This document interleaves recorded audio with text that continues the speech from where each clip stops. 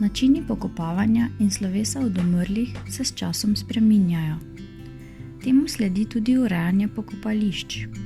Nova pokopališča so bolj podobna parkom.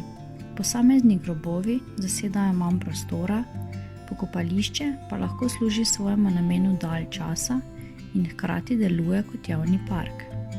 Na takem pokopališču nastane manj odpadkov in z njegovim urejanjem imajo tako posamezniki kot pokopališka uprava manj dela.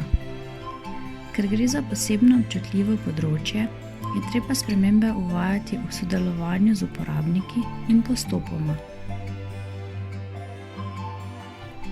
V Trbovljah so stisko s prostorom in problem odpadnih sveč naslovili s prenovo pokopališča.